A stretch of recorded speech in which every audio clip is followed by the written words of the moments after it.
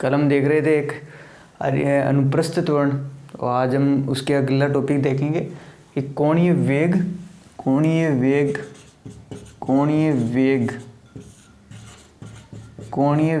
और कोणीय त्वरण,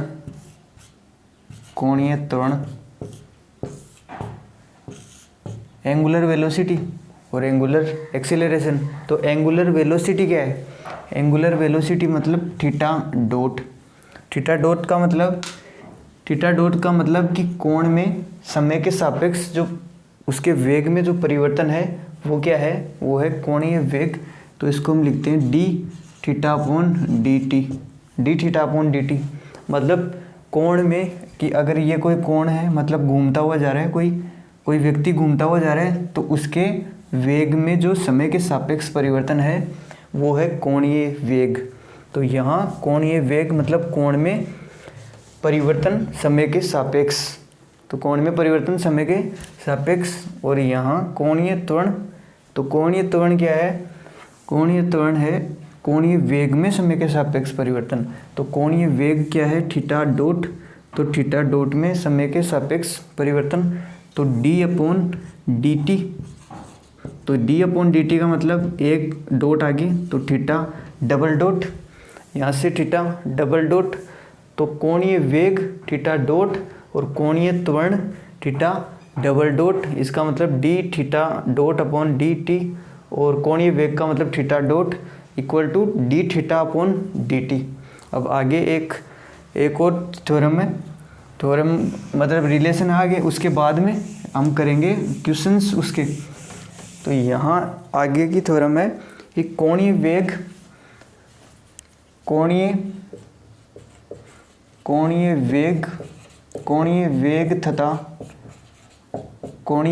तथा रेखीय वेग में संबंध, कोणीय वेग तथा रेखीय वेग में संबंध। इसके बाद हम करेंगे क्वेश्चन। तो कोणीय वेग क्या है और रेखीय वेग क्या है? तो यहाँ ये है एक सीधी रेखा, ये तो है रेखीय वेग के लिए, और कोणीय वेग के लिए कि कोई ऐसे, मतलब यहाँ कोई व्यक्ति है और वो घूमता हुआ मतलब सीधा जा रहा है, वो अगर वो सीधा जा रहा है तो उसका जो वेग होगा वो होगा रेखीय वेग। और अगर कोई व्यक्ति यहाँ से घूमता हुआ जा रहा है और कोण बना के जा रहा है, कोण बना के घूम के जा रहा है, तो उसका वेग कहलाएगा कोणीय वेग। तो इसमें तो होगा कोणीय वेग, और इस सीधी रेखा में अगर जाएगा तो वो होगा रेखीय वेग। तो कोणीय वेग तथा रेखीय वेग में संबंध देख रहे हैं हम। तो कोणीय वेग और रेखीय वेग में संबंध क्या है? तो इसके लिए माना था एक प्रारंभिक रेखा, कल भी मानी थी प्रारंभिक रेखा की OX, ये क्या है? एक प्रारंभिक रेखा। और यहाँ कोई कण घूमता हुआ जा रहा था, कोई कण था और ये यहाँ से लेके यहाँ तक घूमता जा रहा है, तो ये क्या है? कोणीय में है, तो इसका वेग क्या होगा? कोणीय वेग। और फिर कल भी माना था कि बिंदु P पे स्थिति है R और थीटा, बिंदु P पे स्थिति R और थीटा, तो यहाँ से ध्रुव से मिलाने वाली P से रेखा क्या कहलाएगी? ध्रुवांतर रेखा। तो यहाँ ये थीटा और ये OP क्या? OPR। तो OPR और ध्रुवांतर रेखा तथा प्रारंभिक रेखा का बीच का कोण थीटा। अभी यहाँ इसका अरीय वेग देखें तो OP के अनुदिश जो वेग है वो है अरीय वेग, और अरीय वेग को लिखते हैं U से, और U क्या था? R dot. और अगर बात करें अनुप्रस्थ वेग की, तो अनुप्रस्थ वेग इसके लंबवत, तो इसके लंबवत ये, और उसको लिखते थे V से, स्मॉल v से। तो स्मॉल v इक्वल टू था R theta dot, V equal to R theta dot और U equal to R dot. अब यहाँ कोई कण यहाँ से घूम के ऐसे जा रहा है, तो रेखीय वेग हमेशा कोण जो बनता है उसके स्पर्श रेखा से जाता है। स्पर्श रेखा मतलब उसके स्पर्श करते हुए जाता है। तो स्पर्श करते हुए यहाँ अगर स्पर्श करते हुए जाएगा तो तो यहाँ जाएगा इस तरह से स्पर्श करते हुए, मतलब इन दोनों के बीच में जो परिणामी वेग है वही क्या है, रेखिक वेग, और वो वेग होगा कोण के स्पर्श में। तो ये क्या है, परिणामी वेग, और परिणामी वेग को लिखा कैपिटल V से लिख दिया, कैपिटल V से। तो ये क्या है, परिणामी वेग, परिणामी वेग कैपिटल V, और ये U क्या है, अरीय वेग, और स्मॉल v क्या है, अनुप्रस्थ वेग। तो यहाँ ये कोई कण था और यहाँ कण घूमते हुए जा रहा था, तो इसके स्पर्श करते हुए जो जाएगा उसको बोलेंगे रेखीय वेग। वो वेग कौन सा होगा, रेखीय वेग। और कोई कण यहाँ से था और यहाँ घूमते हुए जा रहा था और इस पॉइंट को नाम दिया P, तो कण इस तरह। अब क्या करेंगे कि V, अब यहाँ इस स्पर्श रेखा को आगे बढ़ाएंगे, इस स्पर्श रेखा को आगे बढ़ाएंगे।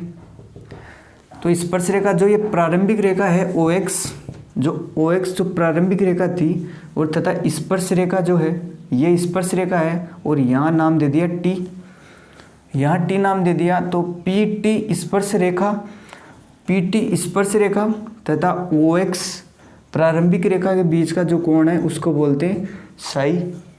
तथा ध्रुवांतर रेखा लिख देता हूँ मैं कि साई क्या है, साई इक्वल टू है प्रारंभिक रेखा की प्रारंभिक तथा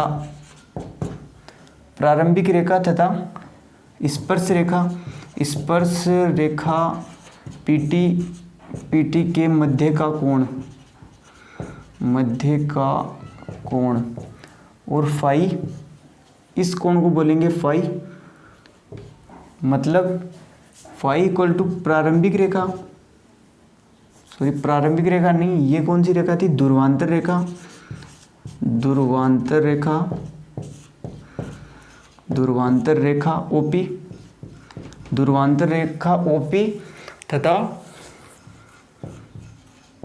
OP तथा स्पर्श रेखा PT के स्पर्श रेखा PT के मध्य का कोण। अब ये टॉपिक शुरू करने से पहले थोड़ी लैंग्वेज लिखनी पड़ेगी कि माना कोई कण समतल में गतिशील है और t समय पर कण की स्थिति है P R और थीटा, और जहाँ P क्या है, ध्रुवांतर रेखा, और तथा OX एक क्या है, प्रारंभिक रेखा।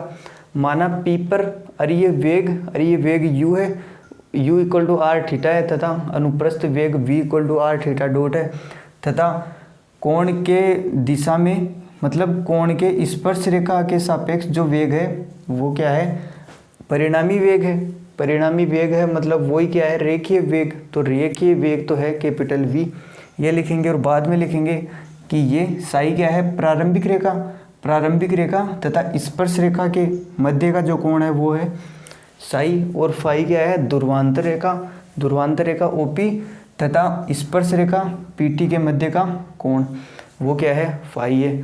तथा अब फिर आगे डेरिवेशन करेंगे। ये डेरिवेशन के लिए अगर यहाँ देखो कि OP किस तरह है, OP यहाँ O और यहाँ P, और स्पर्श रेखा क्या है, PT, मतलब स्पर्श रेखा ये क्या है, यहाँ PT।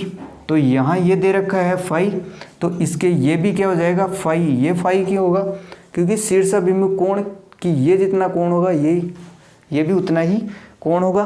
तो ये क्या है, शीर्षाभिमुख कोण, मतलब ये फाई, तो ये कोण भी फाई, ये कोण फाई, तो ये कोण भी फाई। अब यहाँ से V के लिए थीटा के सापेक्ष इसके घटक ले तो U इक्वल टू क्या आएगा, U इक्वल टू आएगा V capital V cos phi, क्योंकि कोण क्या है फाई, और थीटा के साथ ये कोण के साथ है इसलिए कोस फाई।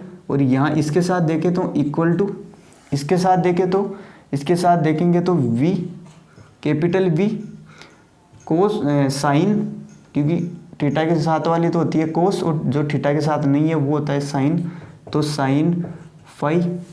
अब इन दोनों का परिणामी तो ये है कैपिटल V। तो यहाँ से लिखेंगे कि